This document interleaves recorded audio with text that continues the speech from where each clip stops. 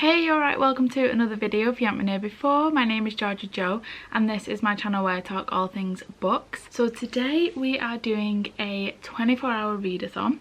It is Saturday today and I'm just going to do it over the weekend. So I'm going to do it for a 24-hour period. I am going to sleep, but I'll stay up as late as I can and get up early and yeah, just see how many books we can get read.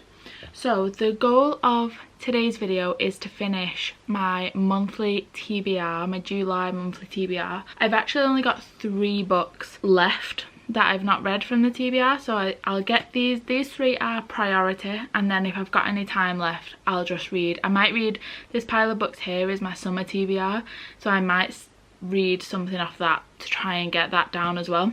But yeah, these 3 are priority. So first off we have got Carrie by Stephen King. So this was my book club pick and I've only got a week left to read it, so I definitely need to get this read today or over this weekend. I don't really know much about this. I think it might be a horror, but yeah, I don't really know. I've never read a Stephen King book before, I don't think, so this will be my first one. So that's the first book. And then next we have The Boyfriend Hypothesis by Susanna Nix. So this is like a plus size romance, so I'm very much looking forward to reading this. It says on the back, a grumpy sunshine STEM rom-com. Oh, it says, I'm book 3 in the chemistry lessons series. I'm assuming the, what they're called, interconnected standalones, so I don't think I need to read the others. I've actually only just noticed that, so we'll start it and hopefully we won't have need to read the others. But yeah, that's the second one on the list. And then last but not least we've got Prophet Song by Paul Lynch. I don't know what this book is about. I think I picked it up from a charity shop. I don't even really know what genre it is. I know it's been really popular. I remember seeing it a couple of years ago everywhere, but yeah, I don't really know anything about it. So that's the third book on our list. So as long as I get those 3 books read, I'll be happy. But I think hopefully I should be able to read a bit more than 3 books, because they're not like, you know, it's not like a big fantasy book. They're not really that big. So hopefully we'll be able to get some more read. But I am going to start with, I think I'll start with Carrie by Stephen King, just because my sister started reading it, because the book club is with my sisters and my mum and they've started reading it already, so I kind of want to talk about it with them. So yeah, I'm going to start with this and see what the hype is around Stephen King. Hopefully I enjoy his books. Also this weekend I am dog sitting, so my sister's dropping off a dog in like an hour or so. So we're gonna have a little sleepover. We're gonna stay on the couch because my couch pulls out into a big bed. I think we're just gonna sleep on here because I think it'll be easier with her to do that rather than in my bedroom. So yeah, that's the plan. Like I say, the dog will be here in about an hour, so I might get some reading done now and then see how far we can get. Okay, so I have started Carrie by Stephen King and I'm 76 pages in and I feel like I have got no idea what's going on. It's very chaotic, not even necessarily in a bad way. It's just very all over the place. This was Stephen King's first published book. It was published in the 70s, so I don't know if the sort of style of it is indicative of the books that came out then, or if it's a Stephen King thing, you know, if it's just his sort of writing style. But yeah, it just seems a little bit all over the place. It's taken me a minute to get used to it. Also, there's no proper chapters. I don't know if it's just this edition, because there is literally, I think on Goodreads it says over 400 editions of this book, which is absolutely ridiculous. So I don't know if it's just this specific edition I've got, but there's no proper chapters. It's in parts. I'm still only on part 1, but part 1 starts obviously on page 1 and then part 2 is like 110 pages in or something. So it's just it's just a weird layout. I've just never read anything like that before, where it's not got any clear chapters or like places to stop. So yeah, it's taken me a minute. I'm not fully in the story, which I feel like I should be 70 pages in because it's a 200 and odd page book. But yeah, maybe it's just getting used to the way Stephen King writes. I'm not really sure. I'm enjoying it. It's not necessarily like a bad thing. I just need to get used to it, I think. Timer wise, I have got 22 hours 24 minutes left, so I've been reading for about an hour and a half. I have actually decided to do the timer method, so I'm just gonna stop and start because I think I mentioned in my intro that I'm dog sitting this weekend, and she is here now.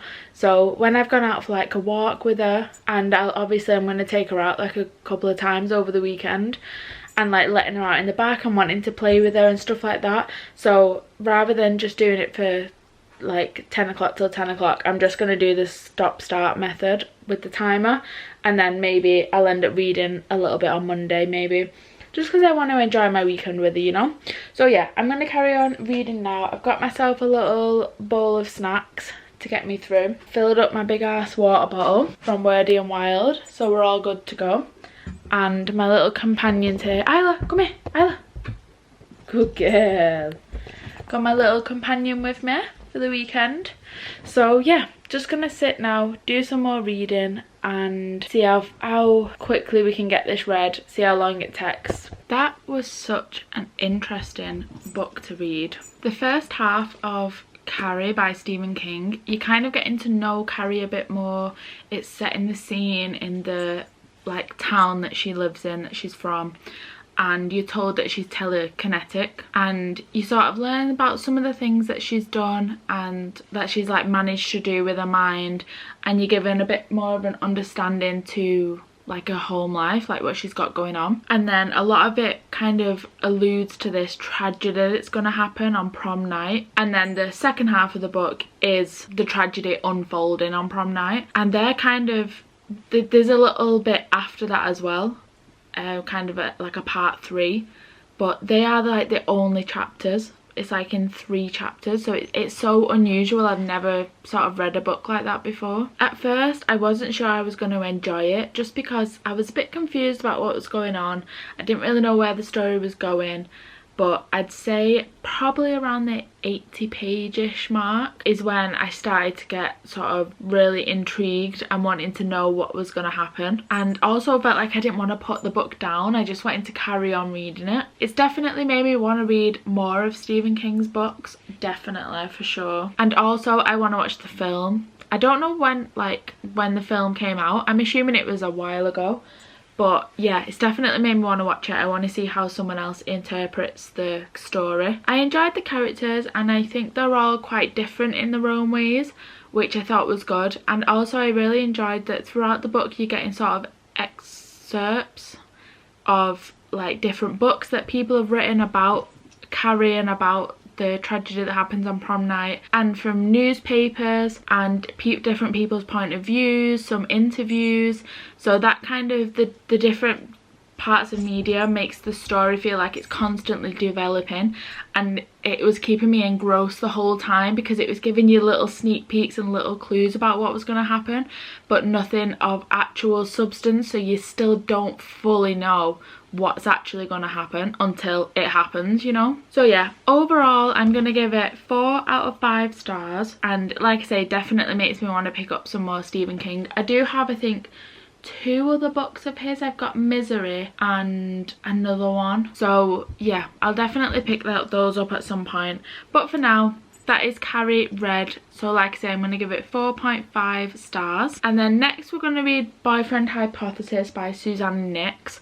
I think just do a complete like switch, and I'll read romance. And then after that we'll read Prophet Song, and then we'll see where we're up to time-wise. At the moment, time-wise, we are on 18 hours, 39 minutes and 40 seconds to go. So like I say, I'll get to reading Boyfriend Hypothesis now, and yeah, I'll let you know when I've got some thoughts on it. Good morning. So it is the next day now, it's Sunday, and I've been doing a bit more reading this morning of The Boyfriend Hypothesis by Susanna Nix, and I've actually decided to DNF it. I think I gave it a good go. I'm 130 pages in, and I just don't care.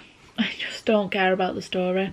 I've got so many romance books on my TBR that I just think I don't want to force myself to read it, you know. I think I don't mind the characters, but first of all it's in third person, which doesn't help, and also you're not getting I think if it was, so basically you've got Penny and Caleb are the two main leads, and I think if you were getting some of Caleb's point of view as well, it would maybe improve the book a bit more. I think I would probably enjoy it a bit more, but you're only getting like Penny's point of view in third person. So you've got Penny, who starts off the book where she finds out her boyfriend's cheating on her, and she decides that she's like sworn off men and she doesn't want to date anymore. She goes to this coffee shop every day, and there's this barista that she thinks is like fit. She calls him Hottie Barista, but he's very like closed off and she don't really think he likes her, and that's Caleb, our main male lead. And yeah, he is very closed off. He's very like hot and cold with her, and I think if you were getting his point of view,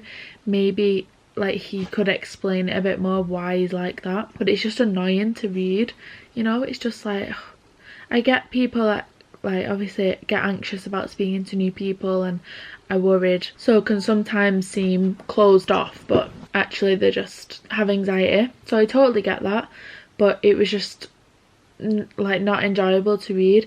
And then Penny is a curvy woman, but I feel like not only does she talk about like being curvy a lot, she also talks about other women's bodies like being skinny, and she kind of says it in a negative way, which I don't really like. And also is constantly, well not constantly, but it's mentioned a lot, like more than it needs to be, about how she's healthy, and she has a go-to drink is a non-fat latte, and it's just like it's like you're trying to be convinced that even though she's fat, she's healthy, and it's just like, can't she just be fat? And like, do you know what I mean? Why have you got to prove that as though it's like unusual? Like, of course you can be fat and healthy. Do you know what I mean? I'm just don't want to constantly hear about how she's fat, or how she thinks people won't like her because she's fat, or she's insecure because of that, and stuff like that. And I just think, oh, I just don't want to read about it.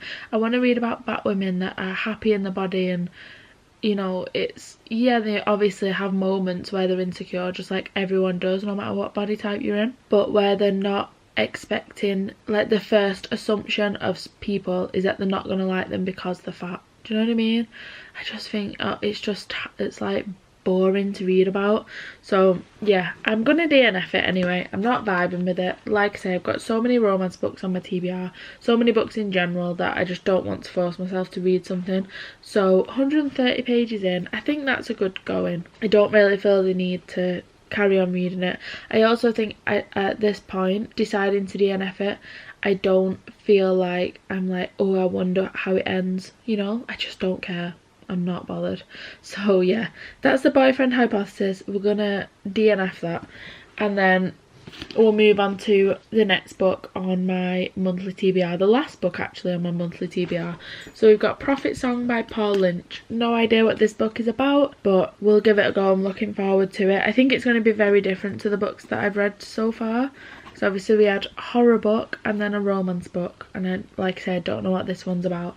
Time wise, we have got 15 hours and 35 minutes left. Hopefully we can get a big chunk of that done today, because it is only 8:30 now. It's 8:30, so hopefully we can get a big chunk of that done today, and then we'll just have a few hours to do tomorrow morning before work. So yeah, gonna get to reading Prophet Song by Paul Lynch, and I'll let you know when I've got some thoughts and feelings. Okay, it's only about 5 minutes since I just did that update, but I started reading Prophet Song, and I didn't realise this when I bought the book, but it's written in the same way that Sally Rooney's books are written, where there's no punctuation, there's not even paragraphs or anything in this book. Like, it's all just, everything's in one block. Every page looks like this, and I just know from experience I really struggle reading a book like that, where there's no like speech marks, or obviously there's full stops, but there's no more punctuation other than full stops and commas. So I'm already gonna DNF it. I'm not gonna put it down as a DNF because I haven't really started it. I should have notice that really when I open the book, but I can't read it. I just know that I can't from experience, so I'm not even going to try because I know I don't enjoy it. So yeah, like I say, I'm not going to put it down as a DNF on my story graph. I'm just gonna delete it from my books because it don't really seem fair to put it down as a DNF because I don't know anything about the story. I've not even got into the story. I've literally read 4 pages and realised quite quickly, on the first page really, but thought I would try and give it a go, and then just, I know I'm not going to enjoy it. Well, I might enjoy the story, but I'm going to struggle my way through the writing style. So yeah, I'm not going to even attempt to read any more of it, which might seem really bad, but I just know myself enough to know that I struggle with that reading style. So yeah, we're gonna put this one down. There's no point in doing a time check because like I say, it's literally 5 minutes since I just did one. So I guess we'll go on to my summer reading TBR, which is unfortunate because that's 2 books from this month's TBR that I've not finished, but never mind, these things happen. So yeah, we'll move on to another one. I'm not sure what yet, but I'll start reading one and I will let you know. Okay, so today did not quite go to plan. So obviously I DNF'd those 2 books, and then I decided to read Heartstopper by Alice Oseman. I very much enjoyed it. I think it was such a sweet book. It is a graphic novel which has been turned into a series. I think there's 5 books out now, I want to say. This obviously is just the first one. I've had this on my TBR for so long and I don't know why I've never picked it up. It was very easy to read because obviously it's a graphic novel, so there's not as many words, but I enjoyed the fact that there was enough dialogue, you know, there was enough words on the page that balanced out well with the drawings, I felt, so that some things were kind of explained to you or like given to you through the dialogue, and then some things you had to kind of interpret, which I really enjoyed. I like that aspect of the graphic novel. And yeah, I think overall it's just very sweet sort of start of a romance. A few like deeper messages in there as well about being gay, and the kids, there was a moment where the kids were like, well, he doesn't look gay, he can't be gay, he doesn't look gay, and the teacher was like, people don't look gay, you don't have to look a certain way to be gay, kind of thing. So yeah, it was just very sweet. That's the main word really. Very wholesome book to read, and definitely has made me want to read the other books in this series. So yeah, I did read that. Obviously with it being a graphic novel, it didn't take me that long to read. I think I was maybe reading for an hour, maybe, if that. And then that's then where the day kind of all went downhill. So I ended up taking Isla out, the little dog that I was minding, for the night. I took her out for a walk and then was like playing with her, and then I ended up dropping her back off at home, which was like a 2-hour round trip. I think it's only a 40-minute drive, but then obviously I was dropping her off at my sister's house, so I went in and had a chat with them and stuff like that, and then drove back home, went and picked up some food shopping, then got home and felt so tired. I think it was about 3 o'clock by this point. Felt really tired. I started reading, but ended up falling asleep and having a nap on the couch, and then I got into a doom scrolling session on my phone, and then all of a sudden it was like 6 o'clock or something like that. So I ate and then started reading at about 7. So I did not get anywhere near as much reading as I wanted to do today. But I did start a new book. So I started Games Untold by Jennifer Lynn Barnes. That's the dust jacket for it. The actual book looks like this underneath, and it's got Love is Power sprayed edges, which is pretty cool. So yeah, this is Games Untold by Jennifer Lynn Barnes. It's like a spin-off story to the Inheritance Games. So if you've never read the Inheritance Games, they're basically about a girl called Avery who inherits this estate from this old man that she doesn't know. She's no idea who he is, why she's inherited all this money. He's got 4 grandsons, the old guy's called Tobias Hawthorne, and he's got 4 grandsons, and she has to go through all these like puzzles and games in order to get her inheritance at the end. But also the 4 grandsons are going through all the puzzles and games as well, but they are very well versed in doing that, because Tobias Hawthorne used to set them up every Saturday, used to set them up with like different mind games, puzzles, escape rooms, that kind of vibe for them to figure out. So they were well versed, they kind of knew what they were doing, and she's never done anything like that before. So that was kind of the plot, very loosely the plot of the Inheritance Games trilogy. And then there was Brothers Hawthorne, which was a spin-off to the main one. I didn't really enjoy that one. That was based on 2 of the 4 grandsons and their kind of stories after the Inheritance Games. And then there was another one, Games something, The Grandest Game, which is based after the Inheritance Games. I can't really tell you what that one's about without spoiling the Inheritance Games. And then I think that's the only other spin-off. Yeah, and then there's this one, and there's a new one called Glorious Rivals, which is the next book in the Grandest Game sort of spin-off series. But yeah, this one I didn't actually realise going into this, it's kind of a set of like short stories, more so, all based around the same characters, all like in the same world, and with the same sort of theme of these games and things like that, puzzles. But yeah, it's 8 short stories in one book, and it's kind of like, it's got on the contents page the sort of timeline. I don't know if you can see that properly in this light. So it kind of tells you, it's like going back and forth. So the first short story is based sort of in between the Final Gambit and the Brothers Hawthorne, and it kind of ends on a bit of a cliffhanger, but I really enjoyed it. I think it was a good first short story to kind of get you back into the world, because it's been a while since I read The Grandest Game, and it's been even longer since I read the Inheritance Games and Brothers Hawthorne. So I thought it was really good. It had me like pretty gripped from the beginning really, but it does end on a bit of a cliffhanger. I feel like I've got more questions than answers by the end, but I'm hoping that they're gonna get maybe answered at some point, like later on in the book. I'm not really sure, but I definitely think when I'm reading this, as much as there's loads of puzzles and games, nothing in my brain is trying to work out the answers. I'm not even giving it a go. I'm just enjoying sort of reading about Avery figuring out the answers, you know, and the other characters working it out. I'm not really focused on trying to figure it out. I don't know if it's possible to actually figure it out. I think you'd have to have a lot of knowledge, because like the first book is set in Prague, and you would need to have a lot of knowledge about Prague specifically to be able to work out the puzzles. But yeah, anyway, and now I'm on the second short story. So I'm on page 157, and this short story is actually set before the Inheritance Games, and it's about Tobias Hawthorne when he was younger.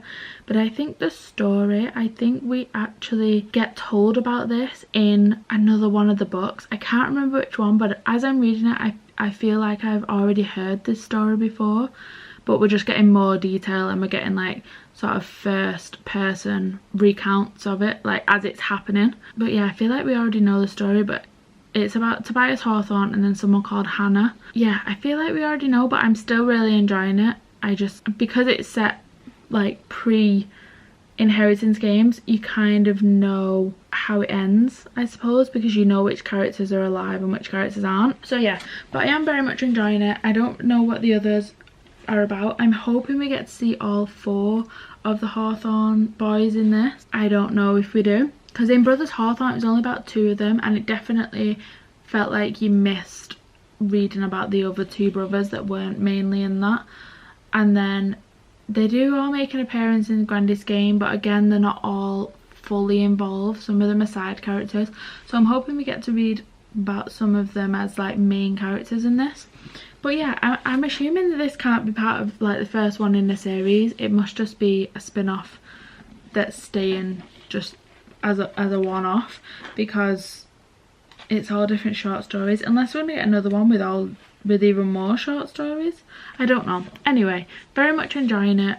and glad that I decided to pick that one up. So this book is actually on my summer TBR, so at least I get one ticked off that as well. Time wise, we have got 11 hours 1 minute and 54 seconds left, but it's currently 25 to 10, so I am going up to bed.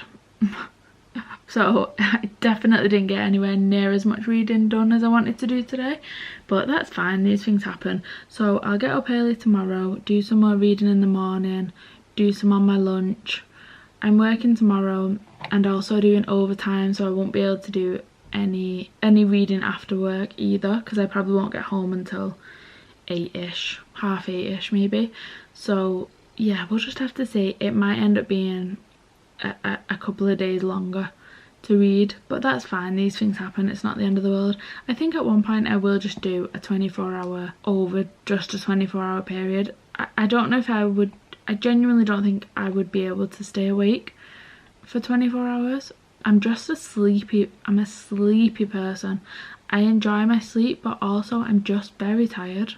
I'm very tired all the time, so I actually don't think I could physically stay up for 24 hours. I think I would just fall asleep without even like getting comfy or anything. I think I would just nod off at some point, but maybe we'll try and do it and just have like a short sleep or have like naps or something. I don't know, but anyway, yeah, so I've got just over 11 hours left.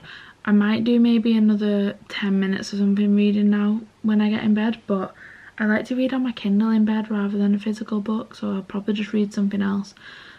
But yeah, I'll carry on reading tomorrow and hopefully get at least a decent chunk of that 11 hours done, and then we can do the rest on Tuesday.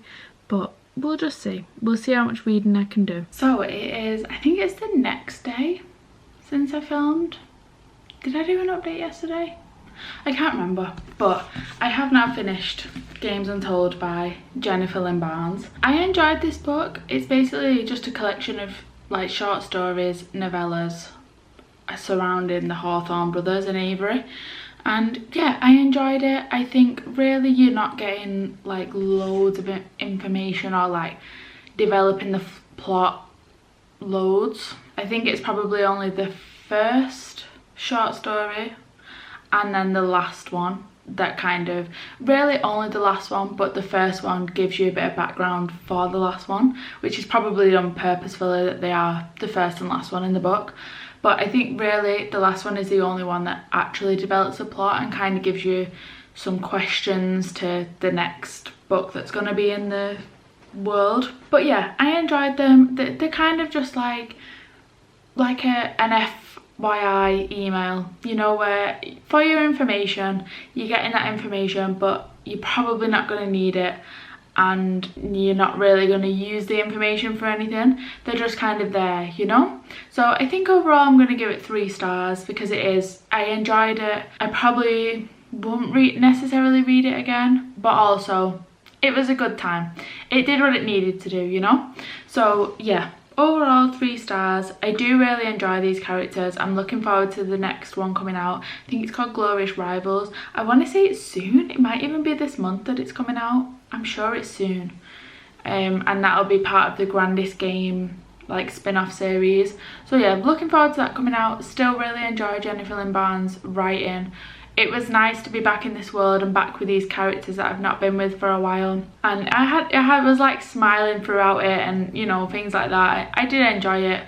But yeah, 3 stars for Games Untold by Jennifer Lynn Barnes. And that took me, you know, that's a chunky book. It took me a bit to get through. So time-wise, there was also moments where I've been sat reading for like half hour, 40 minutes. I did it a couple of times and completely forgot to press play on my thing, so this timer is probably not actually a true representation. I probably could take at least an hour off it, but we won't do that because it's my own fault for not pressing play.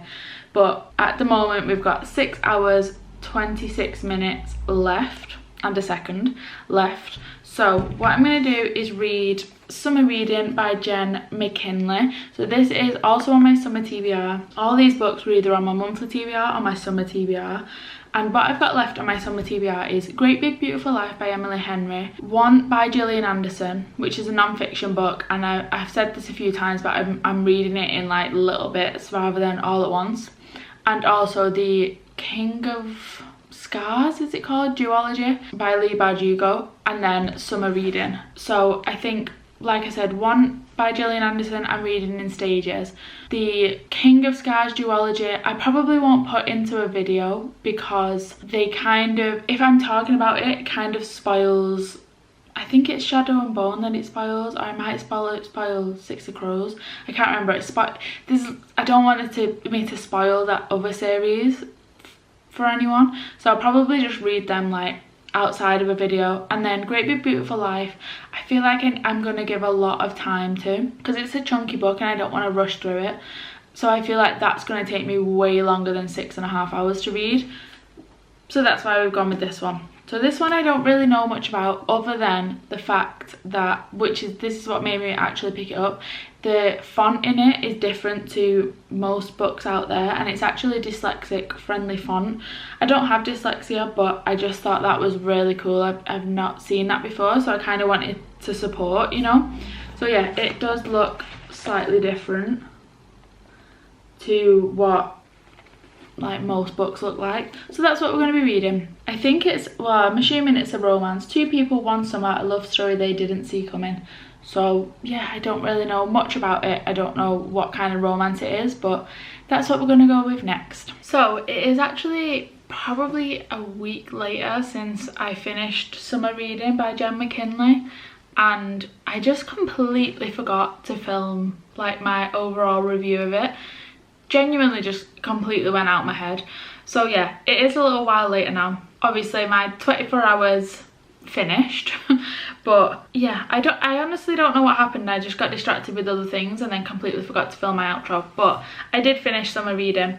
Overall, it wasn't necessarily my favourite romance I've read. So basically you're following Sam, who has quit her job as a chef, and she decides to spend a summer with her dad and his wife and her half-brother. Well, her dad and his wife are going away, so she's going to look after a half-brother who is, I think he's 14, 15, something like that. She's going to look after him on this island where her family are from originally. And her brother is over the summer is going to be part of this like robotics building team where it's like a competition, and it's based at their local library. And then when she goes to drop him off like every morning and pick him up, she ends up bumping into Ben, who is the interim library manager, and that's kind of follows their romance. But Sam, our main lead, I think I mentioned this when I introduced this book, but this book has in a completely different font to what I've ever seen in a book before, and it's basically a dyslexic friendly font.